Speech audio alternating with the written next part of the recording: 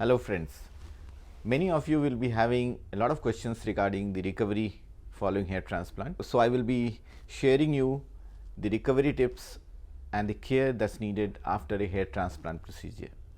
So, as soon as the hair transplant is completed in our center, our staff nurse and the technicians will explain the patients regarding the post-op medication. Post-op medications mainly includes the antibiotics and the painkillers, and after explaining the medication, we explain the care to be taken following the hair transplant surgery. Care mainly covers the three important problems that the patient can have. One is a swelling, second is a pain, and third is a crusting that happens on the scalp. These are the main ones. There are many minor ones that I will also be telling you in this video. So, first of all, what we suggest when the patient goes back, the care he has to take while going back to home. So, this includes stepping out of the clinic, getting into the cab, then reaching at the home, then entering the home. So, this requires a lot of movements and a lot of issues that has to be addressed, mainly the corners of the doors, the corners of the window, the doors of the car. When he is entering, he has to lower his head and get into the car. So, this includes a lot of care from patient side, because the patients are generally a little drowsy, not totally alert because they have been given a little sleep medication, and patient also will feel a little heavy on the scalp. Heavy in the sense anesthesia has been given in the occipital area, the top area, so he will feel a little heavy. So, the exact distance comprehension from the patient side is not complete. So, he at times can unknowingly hit the corners of the door or the door of the car. This has to be taken care of, because many times we find that patient comes back to the clinic with patient hitting on something and the grafts are on the scalp surface or in the hand. So, this has to be avoided. This is very important.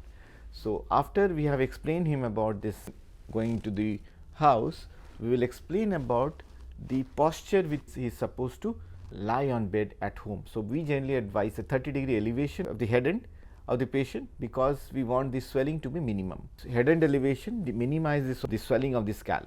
Now, what we do, suppose this is the surface of the bed.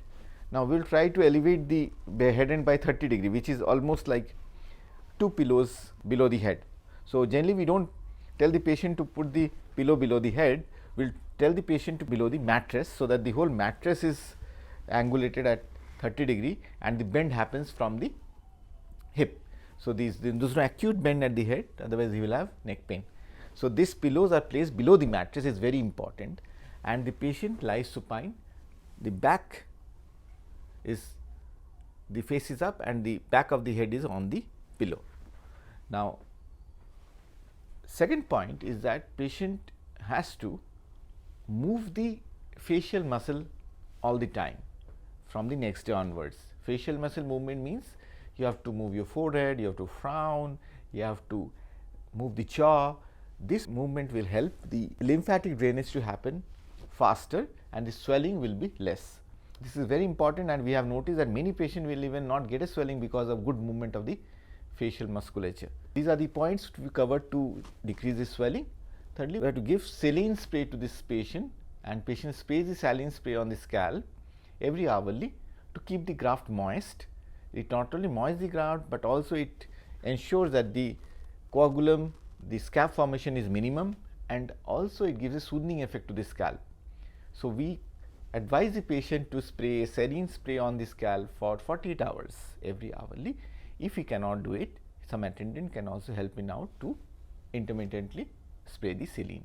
So, we give a bottle with the saline and the patient sprays. We always tell the patient how to spray it only on the transplanted zone, not in the back. Okay. Now, next point comes is the follow up that the patient has to come. The patient is coming, going at day 0, patient is coming back on second day, patient is coming back for the dressing removal. Dressing is only in the back, the front wherever the transplantation has been done is open. So, he comes, so we remove the back dressing or the beard dressing and we apply soframycin ointment on the area, and the patient continues the same at home.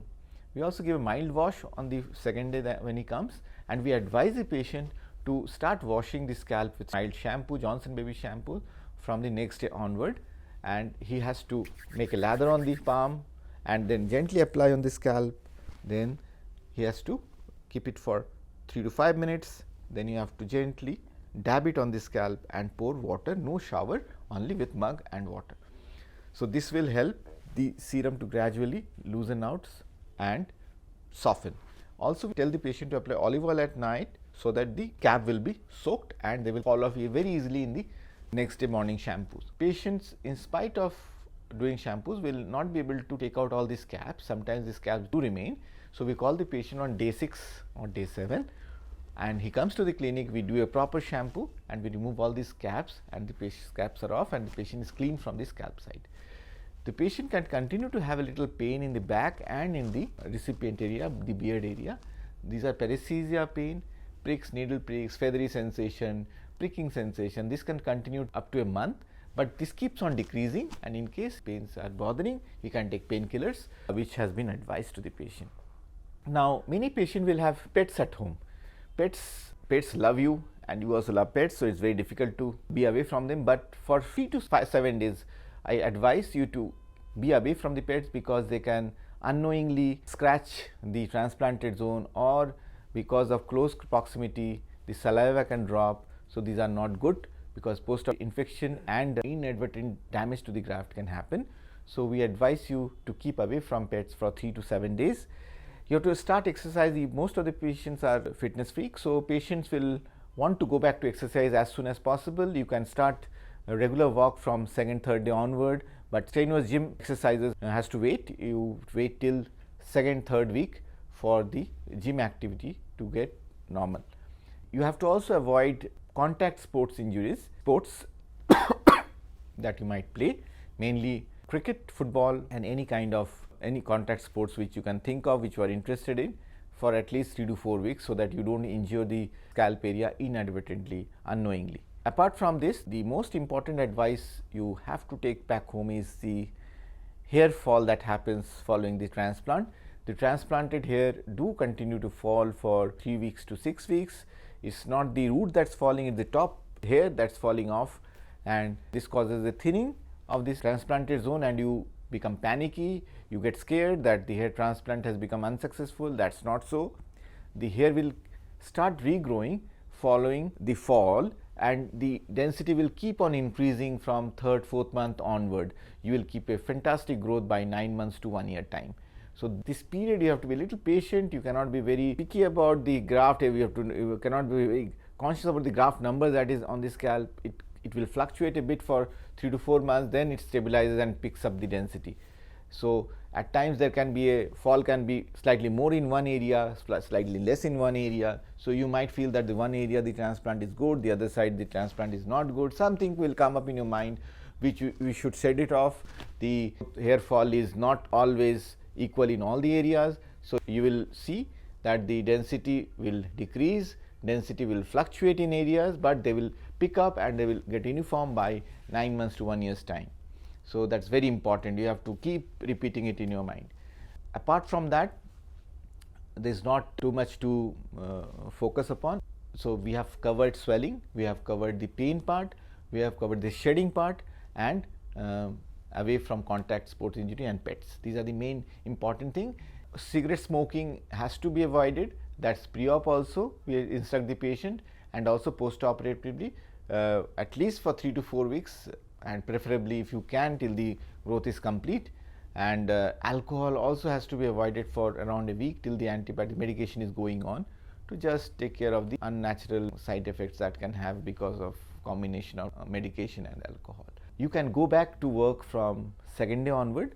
The 2nd day means 48 hours after your skull was, when the dressing is off, but you have to remember the swelling can bother you from day 3 to day 5. Swelling can come, and this mainly affects the forehead area, brow areas, eyelids and the upper face. They generally pass off from top to bottom by 3rd to 6th day. So, 3rd to 6th day will be difficult to go out and meet people because they will be questioning what has happened. So, if you are confident, then you can go out, no problem. If you are not, then you can rest, or you can do work from home till 5th day, and you can join back from 6th day. Otherwise, you are totally fit from 2nd day onwards to resume normal activities. That is it. So, any queries, any other questions that you can have, you can just pen it down and ask us. We will be very glad to answer you back. Thank you for watching this video. and we will share similar kind of advice in more videos to come. Thank you.